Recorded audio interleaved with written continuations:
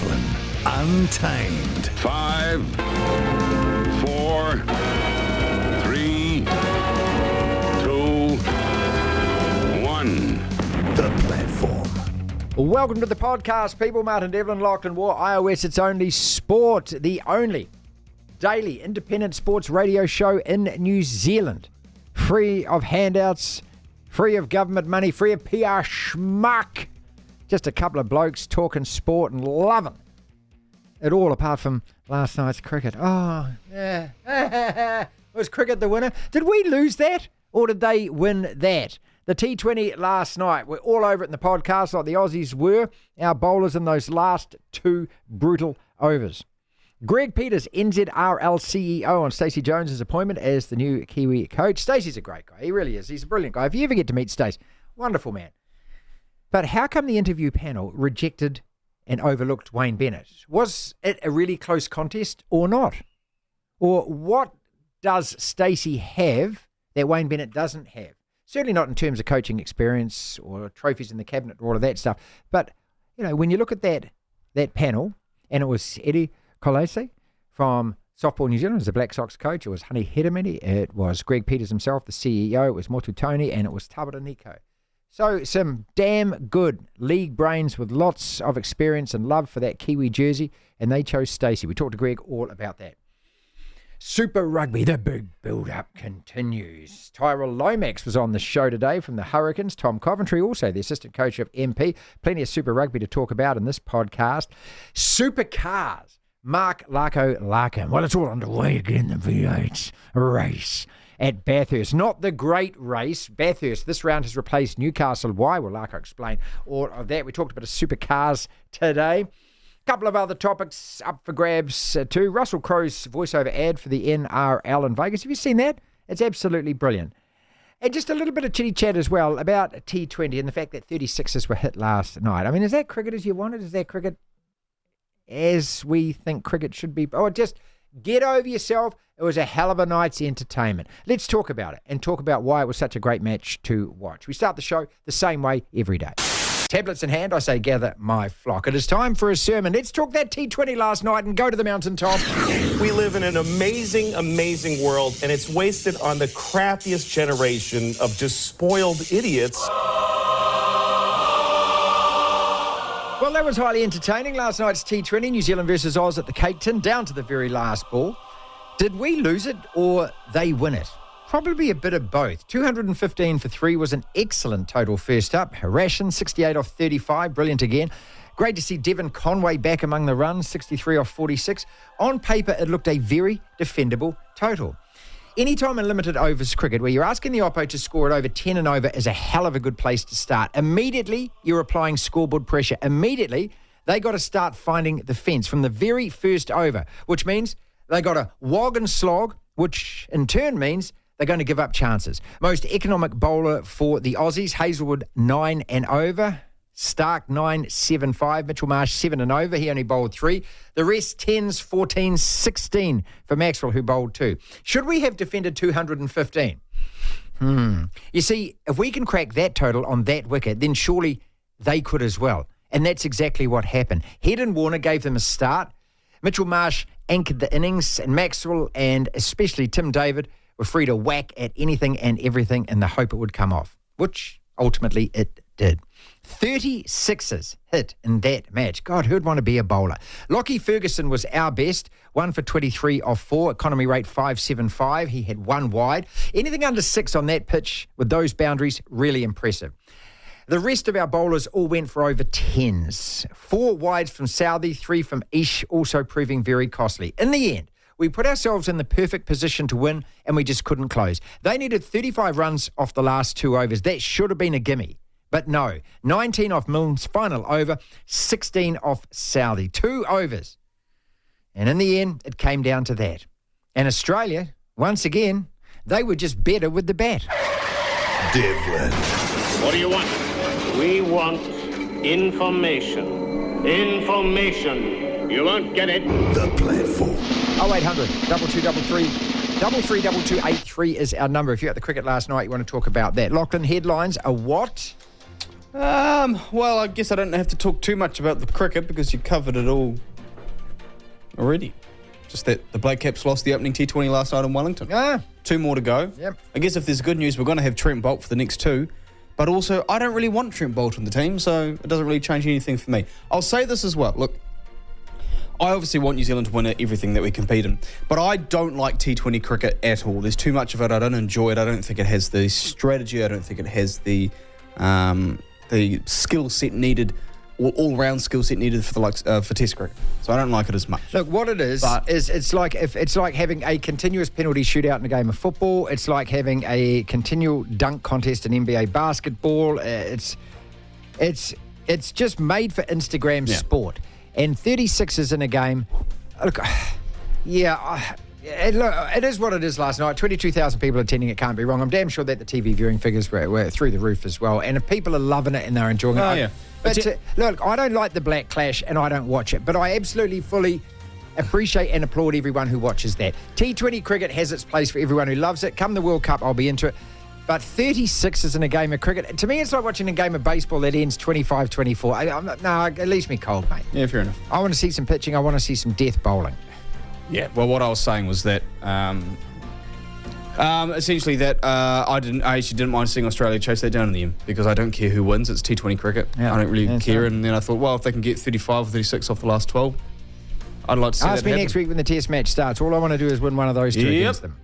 Warriors target Braden Hamlin-Welly has recommitted to the Cronulla Sharks and signed a contract extension through to the end of 2026. Now, this was the bloke who was rumoured to be on his way here potentially if we were to give them Adam Fanua-Blake.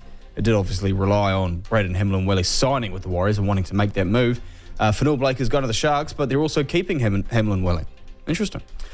The 15-year-old son of Tiger Woods is taking the first step toward trying to play on the PGA Tour. Charlie Woods is his name. He has entered in a pre-qualifier for the Cognizant Classic.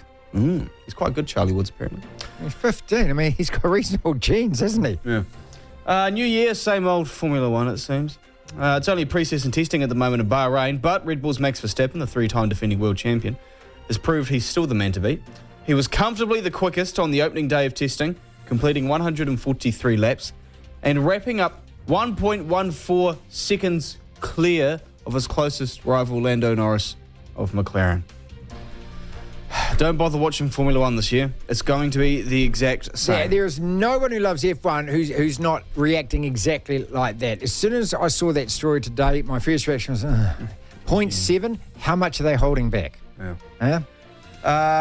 Champions League this morning, a couple of games on. Napoli and Barcelona drawing 1-1. Porto scoring a late winner to beat Arsenal 1-0. That, of course, follows on 2 matches yesterday that saw PSV and Dortmund draw 1-1 and Inter Milan beat Atletico 1-0. We want to see Inter win and do well because we want them to potentially play Man City in the final because they are one of maybe 2 or 3 other teams that could actually beat Man City and stop them from winning the Champions League. And it's a story that you'll love, Martin. I'm a big fan of this story.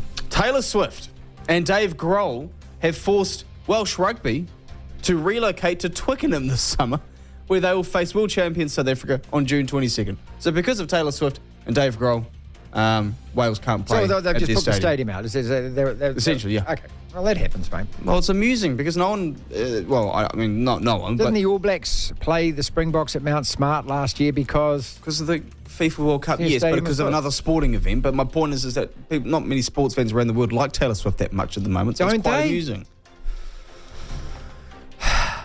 No. And for the time being, Martin, by the looks of things, that is what is making news. Devlin. Oh my goodness me! The platform. Greg Peters, NZRL CEO. He was part of the interviewing panel that appointed Stacey Jones as the brand new Kiwi coach. So it was the interviewing panel, then it has to go to the board, and the board recommended. Was it unanimous for the panel? Was it unanimous for the board? Just a couple of questions to ask Greg about the process that got the legend Stacey Jones into the top job in New Zealand Rugby League. Greg, was it an easy decision to make in the end, appointing Stacey? Very easy one in the end because he was by far the most outstanding candidate that we had and demonstrated the complete package we were looking for in our next Kiwis head coach. The most outstanding, more outstanding than the Sir Alex Ferguson of rugby league, Wayne Bennett. Oh, he'd love that title, wouldn't he? Well, I'm not here to talk about Wayne because I don't think that's fair or out of respect to the merits or otherwise of Wayne's application, but he obviously publicised his interest and also his application. So in terms of the complete package, we believe Stacey's got what we want with the Kiwis. And at the end of the day, he is who we are, and I think that's a really powerful point to take forward. He's also honed his craft as a coach, both as I'll call it apprenticeship with the Kiwis, and also working as assistant coach with the Warriors over a number of years, which through some pretty tough times and under a number of head coaches where he's taken bits of those people, as you do in any leadership role, and is ready now to stamp his mark as Stacey Jones, head coach of the Kiwis. How much of it was because you wanted a Kiwi to coach the Kiwis? Look, we've had that, as you probably know, since 2017. We changed the rules at that stage because prior to that it was always had to be a Kiwi. We opened it up to the best coach, and that still is the case. The board changed that policy going into this particular selection process. Obviously, at the end of the day, if we get a Kiwi candidate that we believe can do the job, that's got to be the priority. But we weren't closed-minded on that at all. Was it a unanimous decision? The panel that interviewed Stacey was unanimous in the recommendations of the board, absolutely. And it was, as is always the case around board tables, a robust discussion because the two most important appointments boards ever make are the coach and the CEO. So was it a unanimous board decision then in the end? I'm not going to... the board has decided and approved the appointment is the most important statement there. So just to clear up for people, who actually got to vote in the end?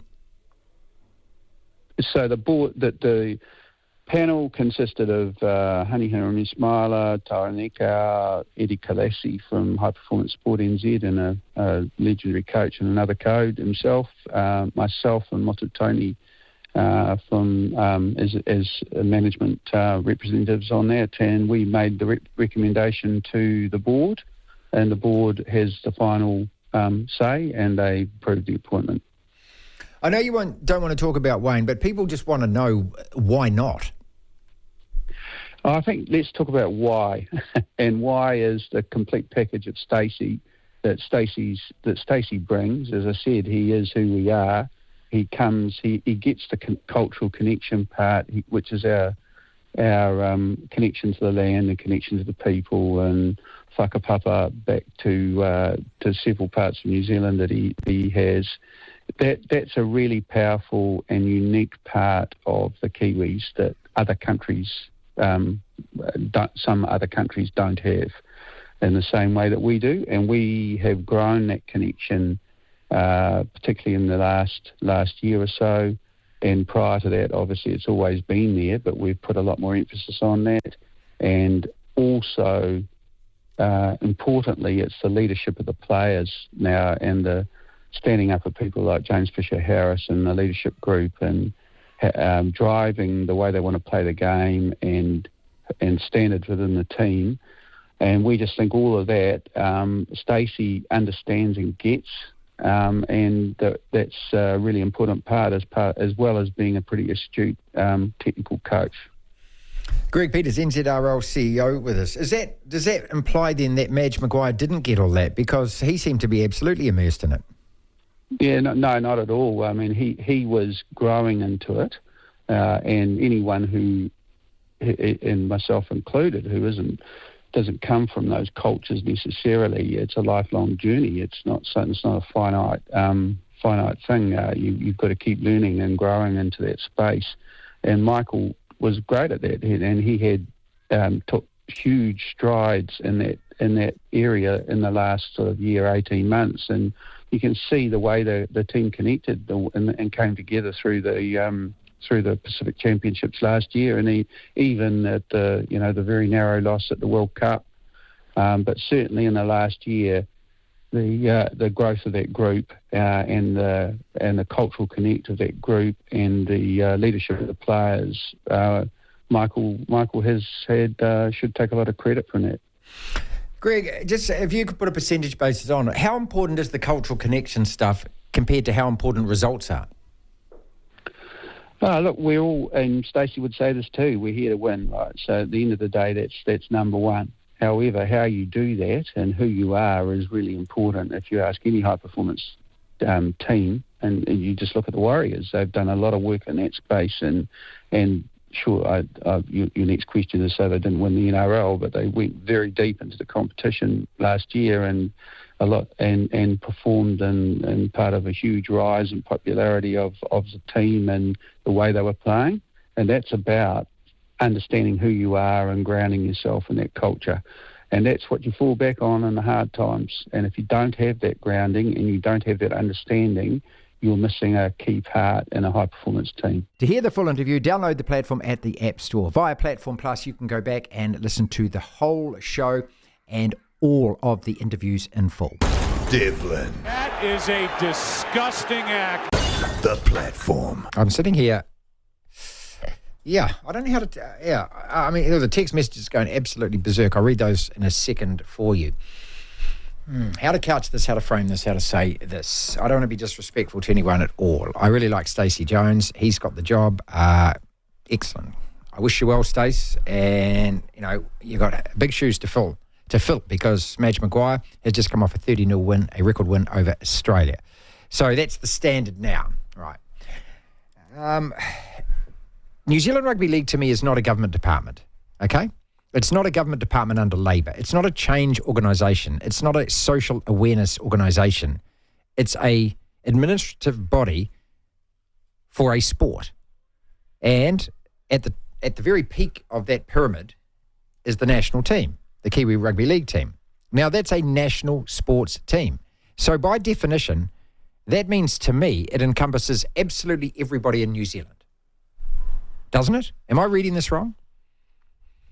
So I've got to be very careful how I walk this one because, look, I have no problem with the Kiwis embracing Māori culture. I have no problem with that.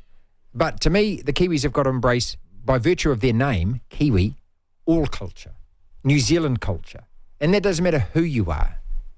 It doesn't matter. To me, we all came by boat. I mean, I can trace my ancestry. I've just done it through Ancestry.com. 20% I'm Irish and 15% Welsh and 15% Scottish. I'm basically a Celt, and I've got a bit of Norwegian there, a bit of Russian in there, god damn it, bit of Polish in there, but yeah, European.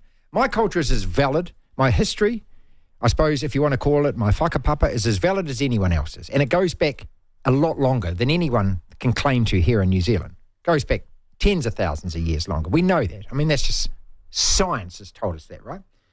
But I don't demand that I get any special treatment because of that. So I'm just a bit confused about this whole cultural thing. I can understand it absolutely and perfectly for the New Zealand Māori Rugby League team, and I can understand it perfectly for the New Zealand Māori All Blacks. And I love both of those teams. I've been a big fan of the New Zealand Māori All Blacks my whole life. I love it. To me, they've got such a huge... Well, they are such a huge part of the tapestry, a rich tapestry of New Zealand rugby.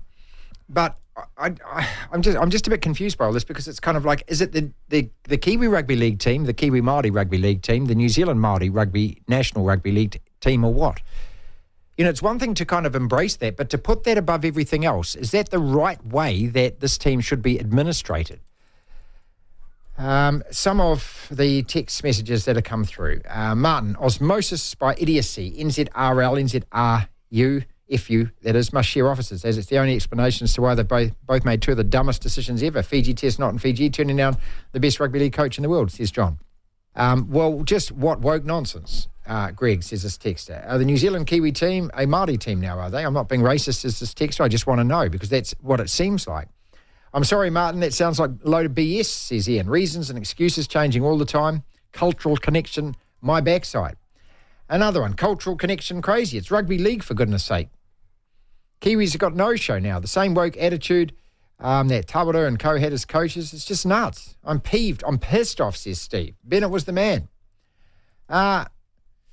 Jamie goes harder. He says, sorry, Mr. Fisher, I'm not buying this BS. There's no way you can compare Stacey to Wayne in terms of coaches. I mean, no disrespect to Stacey, says Jamie, but we need the best head coach and not a mascot. Look, Stacey has coaching credentials. This, and also, you got to make the point about who was on that panel. Honey Hedemiti, Eddie Kolassi, Tabaraniko, Motu Tony, and Greg Peters himself. Well, there's a huge amount of league experience there and also representative experience. None of those people are idiots. None of them are morons. I've spoken to each of them at length on many occasions. I like them all. And so if they're sitting in a room and they come up with this, look, if they want to pick Stacey as the coach, that's your decision as the panel endorsed by the board. One of the things, though, in that interview there is he wouldn't say whether it was a unanimous board decision, which means it wasn't a unanimous board decision, because, Lachlan, if it was a unanimous board decision, he would say that it was unanimous. It's a unanimous board decision. So obviously there was opposition. Stop making sense, Marty, says another one. Super Rugby. Tyrel Lomax on the show today, the big All Black prop. Remember that awful injury that he got at the World Cup. Hurricanes' chances then in this year's comp. How are you personally travelling ahead of this campaign starting this weekend? Yeah, good. I've had the last probably month of pre-season out of the Hurricanes, and I'd like to think I'm tracking pretty well. Coming off the bench tomorrow night, so just sort of a different role for me to play, which I'm excited about. Yeah, we had Samasoni on yesterday, and he said the same thing. So you're allowed 40 minutes, is that right? Yeah, I think so. I've kept out of all those chats, but sure. As far as I know, it's about 40 minutes tomorrow. In terms of your peak fitness, if you were running out today to play the Springboks again, where are you at? Man, I'd love to have another chance with them, but yeah, of course. I'm feeling pretty good. Yeah, I've had like I said, a good block of pre-season with the Hurricanes, and just excited about the year. I think I'm feeling pretty good. Tell us why you're excited about the year in terms of the team's prospects. Yeah, we've got a team that's been together for quite a while now, probably the last 3 or 4 years, and we know that we've probably underperformed the last few years, so I think the whole team just got a really excited team. We've got a new coaching staff, and we're just hoping for a big year. When it comes to a new coaching staff, and for those of us on this side of the microphone and everyone in listener land, I suppose the only perspective we can put on it is that, hey, you've been working really close with your boss, who's been, a great support and a great mentor and everything else for a very long time. Then he leaves and somebody else comes in. Is it a hard transition? Does it take time? It does take time. We've had, obviously we lost our head coach and our forwards coach, which were replaced by guys who, Jamie McIntosh was here last year, so he slotted right in pretty easily, and then just a new coach with Clarkie. I guess just that transition to how different their coaching styles are, that's probably been the hardest part, but also it's been quite refreshing. In what way? It's probably the first time where Clarkie can just rely completely on his coaching staff to coach, and he can just manage the boys, which he's done really well. Tyrel, when it comes to coaching you in the position that you play, which is such a specialist job, and none of us who love rugby can pretend we know anything about it, mate. I mean, what you do in that front row. I mean, so, I'm really always interested is how do you coach you? What do you actually get taught, or what do you have to learn from here on in? I guess first things first, we're coached, we've, reviewed at biggest on our scrum. So that's the biggest thing that I've got to get right in my week. Is just the scrum, looking at the opposition and where we can attack them there. But I guess all the other things, the game's changing quite a bit, so teams need a little bit more out of their front rows. They can't just scrum and hit rucks. They've got to be able to catch a pass, run off the ball, tackle quite well. So I guess just developing all those parts of the game as well. Do you spend a lot of time working on tackle technique and the height of the tackle, that kind of thing? Yeah, definitely. You see how much that can affect the game. Lately, you're just getting that tackle height right. We spend quite a bit of time. Obviously, there's some unavoidable ones, but definitely, we're trying to tackle under the ball now. Tyrel Lomax is with us, 32 tests for the All Blacks and played 50 games for the Hurricanes so far. Did you always want to be a front rower, mate? Yeah, I was a front rower in rugby league. I guess my position picked itself. I tried to play a little bit of number 8, which didn't last too long, and found my way into the front row. I mean, it's just, I know your dad as well. What a fantastic player he was as well. I suppose when you're born with that body shape, isn't it?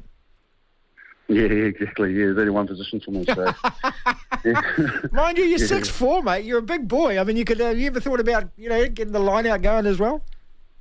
Yeah, I'd have to lose a little bit of weight, I think, which is probably pretty hard for me. Bit of muscle, yeah. Mate, we were over in Paris from the quarterfinal stage onwards, and that injury of yours, wow! What was amazing to, I think, all of us was how quickly you recovered from it, because it looked hideous at the time. And I remember looking at it on TV, and my biggest fear for you was, God, what say that gets infected or something like that? Yeah. Yeah, we had a really good medical staff around me that put in a good plan. I think it was a 2-week plan on how I could get back to running, and we just all done really well. I think I got quite lucky. Previous World Cups we had only taken 5 props, whereas last World Cup we were able to take 6, so I was able to just, completely just focus on my rehab. Stupid question, did it hurt at the time? Did you feel it? I didn't feel it, no. I didn't feel it until I was getting stitched up. Oh, right. Yeah, okay. When they had to wash the wound out and things like that, that was quite sore. But at the time, I think I was just, I didn't feel it. I went to stand up and then seen it, and then I guess shock probably just took over. Yeah, because it's like a shark bite, 30 stitches. Yeah. So you've done a good job. I remember, Geordie was asked this question. We had Bowden on the show a couple of weeks ago and asked him the question, so I apologise in advance for asking you the question. Are you over it, mate, or not? I guess it's something that'll probably be in the back of our minds until we get a chance to try and win another one. So you don't think about it as much, but it's definitely still there and definitely still hurts. The Tight 5. 5 separate sporting topics, roughly a minute or so on each. When the bell goes ding like this, we move quickly on to the next topic. It's become popular. There are other reasons to visit Palmerston North. Okay, the most boring town in New Zealand. So said the Spanish football team that won the Women's World Cup here last year. Lachlan, you already produced one damn good reason. I'm going to ask you for a couple more reasons, and they're coming in on the text, which is great news. T20, great entertainment last night. Or is it married at first sight cricket? Russell Crowe's voiceover ad for the NRL in Vegas. Have you seen this? Have you seen this on Twitter? It's like you got to find it and watch it. It's a real Hollywood production, but I actually think it's superb. It's great advertising.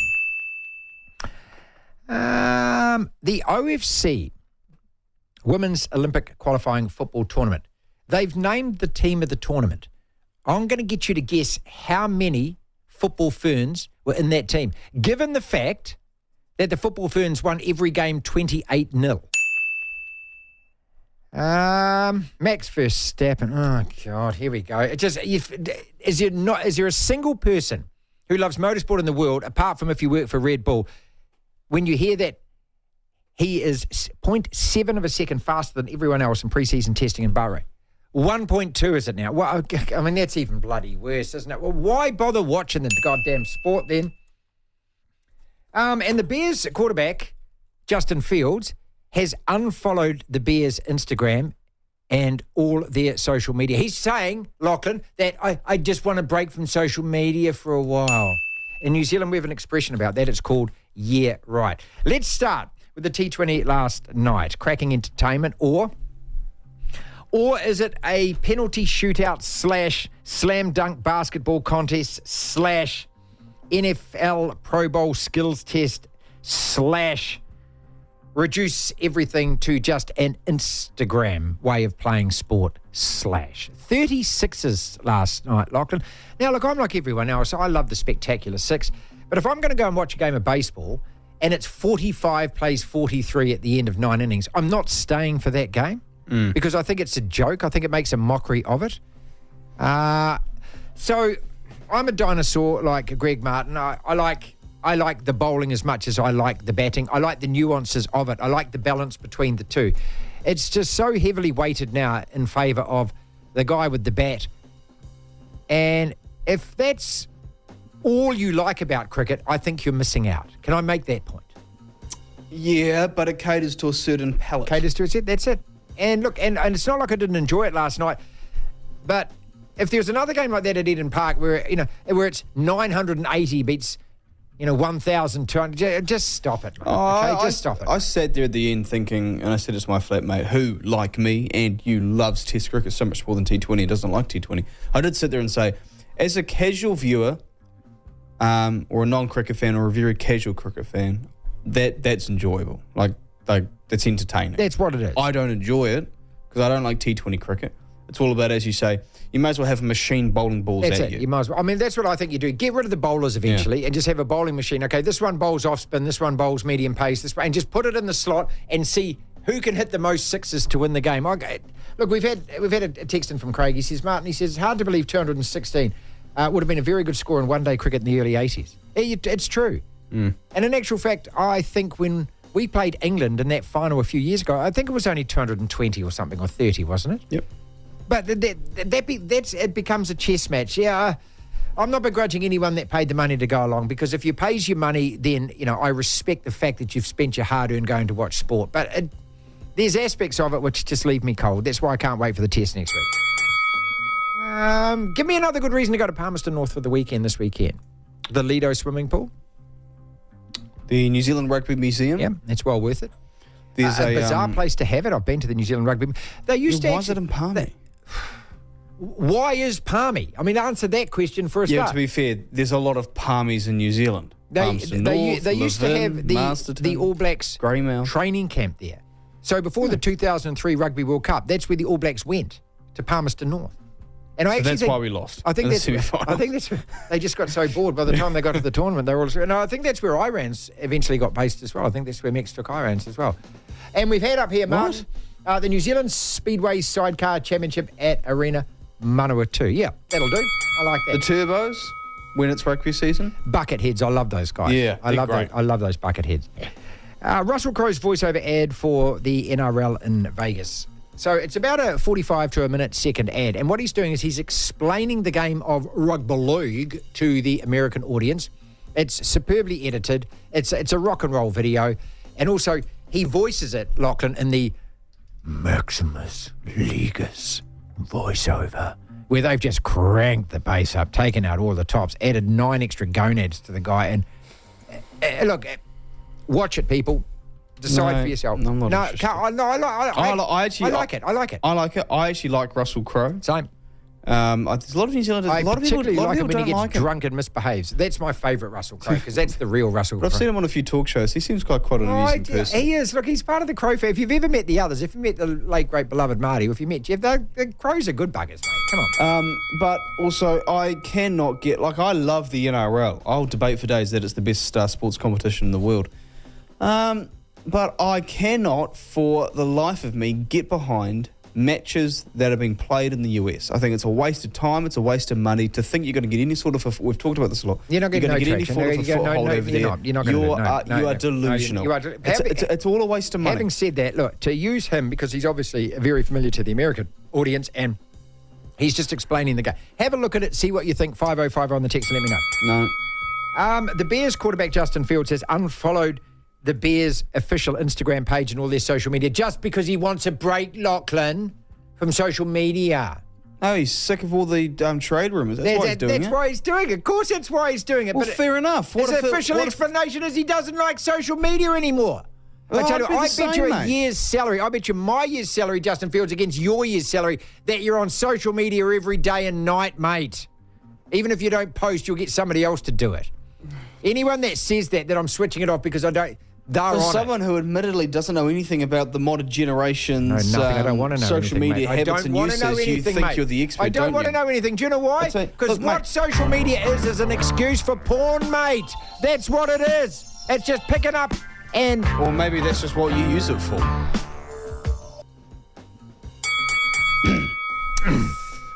Anyway, I can understand a bloke whose future is being debated and rumoured and whatnot. Does he want to stay there? Should he stay there? Well, he probably doesn't want to now because, mate, to be fair, for a few months, there have been rumours that have no doubt started in the Bears organisation that they're not sold on him and they want to trade him. He was a franchise, yeah, mate. but now they're thinking of drafting another quarterback at number 1 in this year's draft. So if you're him, I'm the same. If you guys don't want me, trade me away. I'll tell you, I'd take him in a heartbeat to the Commanders, no question, mate. I think he's a fantastic quarterback. Yeah, but who do you guys have? Sam Howell. Stop it. Who's that? He was drafted ahead of Brock Purdy. Stop it. By the way, in 2022. Max Verstappen in Bahrain, it was 0.7 of a second this morning. It's now 1.2 seconds. Yeah, it was 0.7, I think, yesterday after he did like 60 laps and only half the cars had gone out. But this morning, when the session finished, it was 1.2 seconds. Faster than everyone else. The most miserable, depressing thing about this is that he's not 1.2 seconds faster, Lachlan. He's 10.2 seconds faster. They're not even showing a millionth of what they've got, technology-wise, speed-wise, improvements-wise. But I doubt any team is, to be fair. They never do. Whatever it is, though, it's the last thing you want to hear, isn't it? I mean, there was when Lewis Hamilton signed for Ferrari, I thought, okay, yeah, is he a bit old? But okay, at least it might give Ferrari, the impetus. But another year of Max Verstappen winning 18 out of 19 races, you're killing the sport. I'll say this. People say, it was like this when Hamilton was winning championships every year. Yeah, he was, but he wasn't winning, as you say, 18 out of 19. He wasn't winning by such a margin. There was still competition from Ferrari when Vettel was there and Red Bull when they had Ricardo and the early years of Verstappen. They were still competitive. No one else is. No one's anywhere near Red Bull. They're not even the only saving grace really is that Ferrari, I've brought this up a couple of times on the show, 2 years ago had a really quick car and were the best team to start the season, but then sort of they had poor strategies and fell away. They weren't as quick last year, but I guess if you're getting Lewis, maybe they can put together a quick car. This year, though, it's down the drain. Just don't even bother. It's all Verstappen. Larko Larkham. Look, if you love your V8 supercars, you got to love this guy. I think he's brilliant, and I keep saying it every time that we talk to him. I don't know if there's a better sideline presenter in any sport, on any TV, anywhere in the world. This guy, what I love about him the most, he explains it all in layman's terms. You can just feel it through the TV how much Mark loves his supercars. Well, season underway again this weekend. It's Bathurst. It's not the great race, but it is Bathurst. Why is it at Bathurst? Who are the drivers to look out for? What the hell's going on with Kostecki and Erebus? Matt Payne, young Kiwi, got a win. Very last race of the season last year. We'll talk about him and also the technical differences and variations that have happened in the off-season to the cars. Larko. Here we go again. Oh, mate, I tell you, and this one's got a real quirky feel to it, hasn't it? It's been a long time coming. Kicking off at Bathurst, that's a biggie. That was kind of forced on us with the removal of Newcastle, unfortunately. But, nothing wrong with kicking off at Bathurst. Sprint racing there, that'll deliver something, I'm sure. So how come no Newcastle? I used to love that circuit and that event. So did I, mate. Just on that point, it's funny. People often ask, what are the best circuits? I said, well, I don't know about the best circuits, but I'll tell you who the best circuit designer in the country is. The council guy at Newcastle Council. Brilliant. Potholes, bumps, different curves. I mean, I love that sort of stuff, and it suits our cars.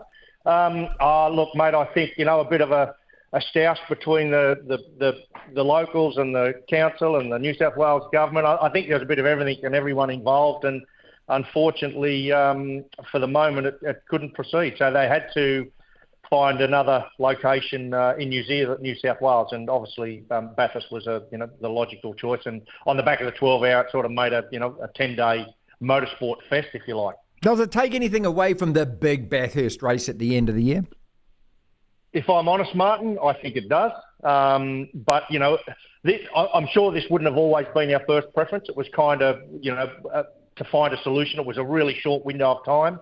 I'm very much, I think, where you are, mate. The Bathurst 1000 is the jewel in the crown. And I personally, I don't even like the fact that other categories go and race there.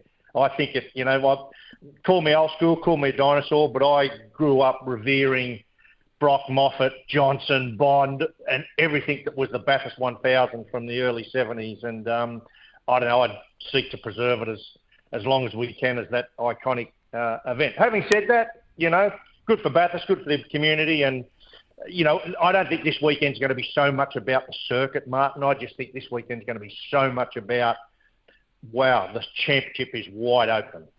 Yeah, and look, and just quickly on that, I mean, I feel the same way, about cricket. I love my Test cricket and the fact that T20's taken over the world. I hate the way that those NBA basketballers disrespected the All-Star game. And I know that our generation is moving on and it's a young people's world and things. I just feel like, you You youngies, don't regret all this in 20 years' time when Granddad's telling you that, hey, we actually told you so, I'm just so...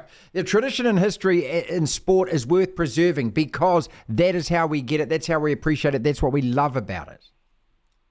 Ignore history, at your peril, Martin, isn't it? I truly believe that. And it's funny, even amongst, Scapey and Crompo and I in particular, again, call us dinosaurs, but I've got to say in our whole paddock, because there's a lot of young people coming through, which is great, we probably pay a bit more attention to the history than a lot.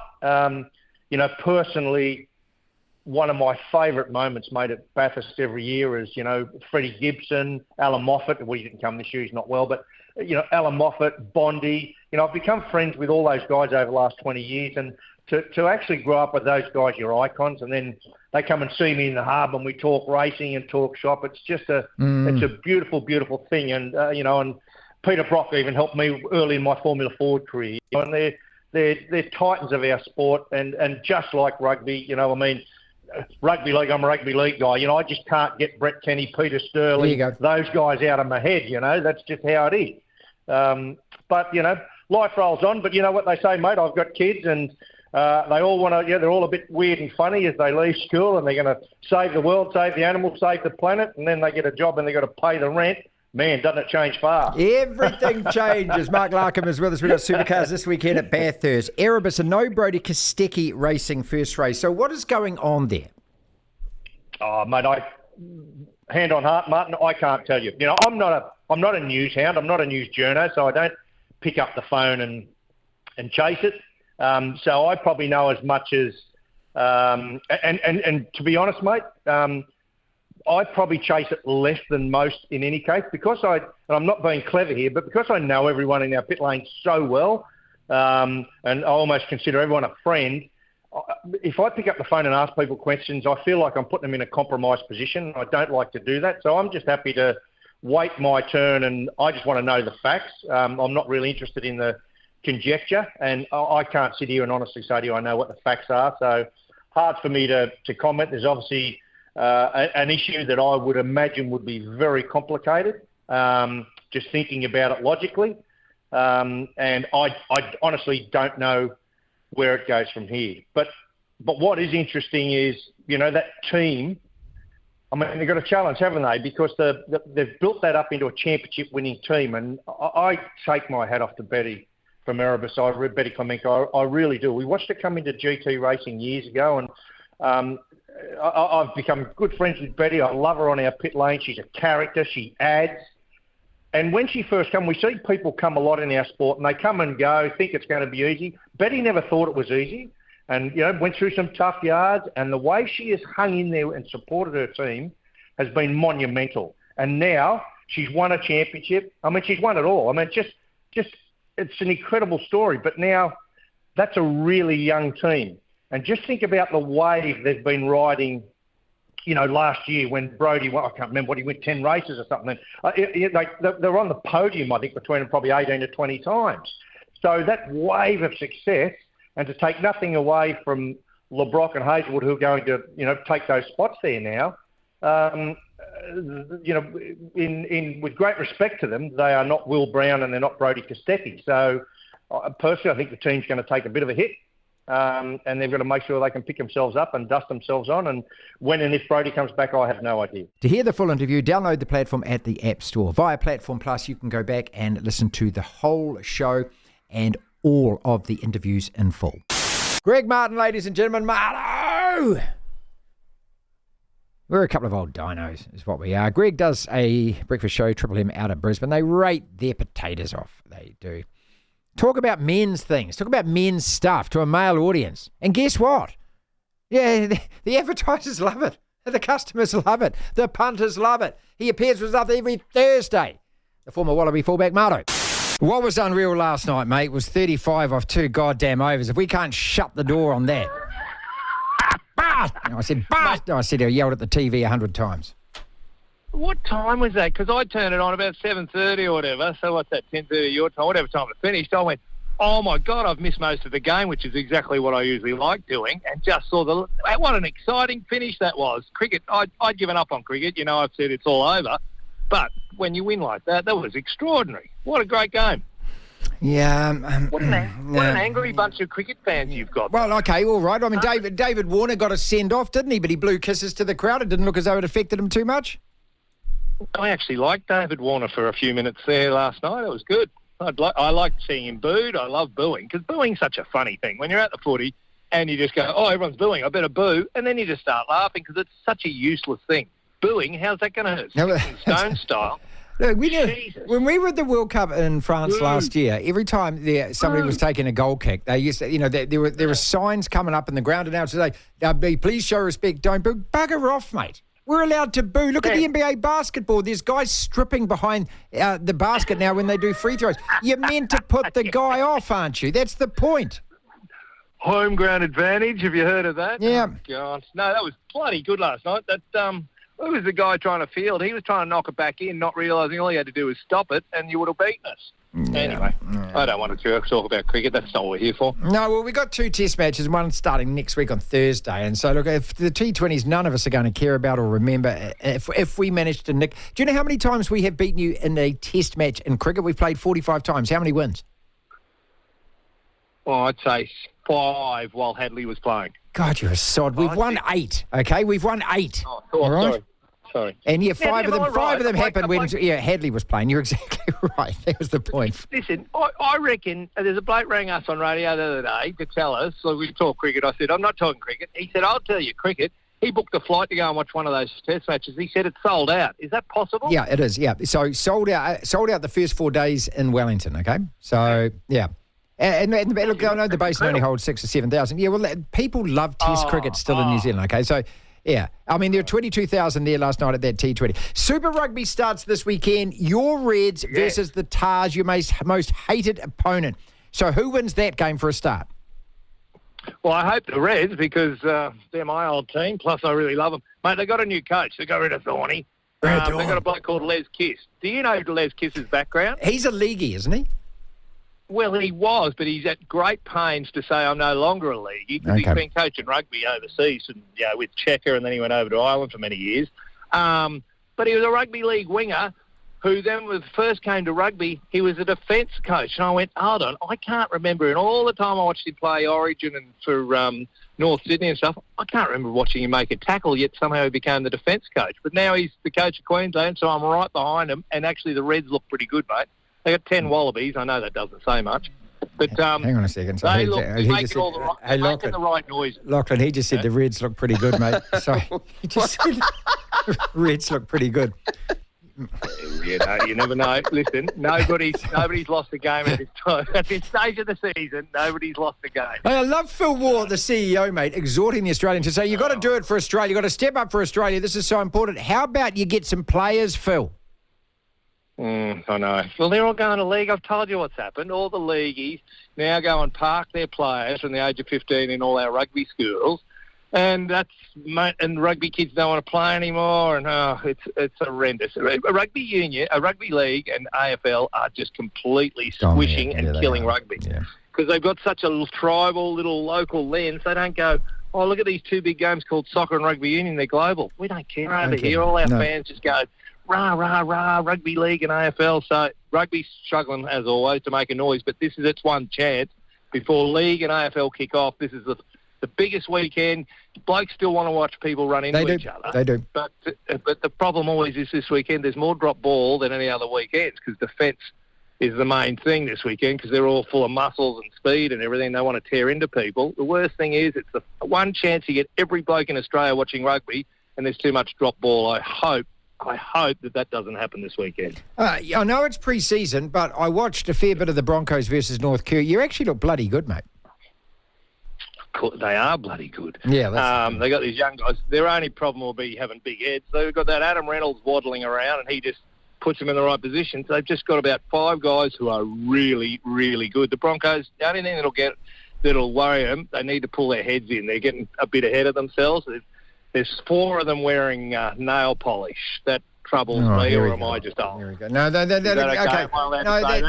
Look, it's I remember when Martin Devlin came onto the field for the All Blacks wearing eyeliner, and as much as we these days the players are allowed to express themselves. It was like, dude, you're playing for the All Blacks, mate. I love you, mate. I love you as a player. I love you as a person. But you're playing for the All Blacks, mate. Keep that stuff till after the game by yourself when you're not representing the All Blacks, okay? If you're a swimmer, a golfer, a tennis player, where as much of that nonsense, you're your own brand. But at this stage, you belong to your football team's brand, so pull your head in. The problem is, he's the one with the Broncos. They haven't got anyone, a senior player, to tell all these youngsters. No. It's called bullying these days, mate. That's our podcast for today. Thank you so much for listening. If you want to listen to the entire show, 1 till 4, Monday to Friday, download the Platform app, and via Platform Plus, you can go back and listen to whatever shows over however many weeks at your leisure, at your listening pleasure. Platform Plus. First thing to do, though, is download the Platform app. Devlin. Unbelievable. Incredible. The Platform.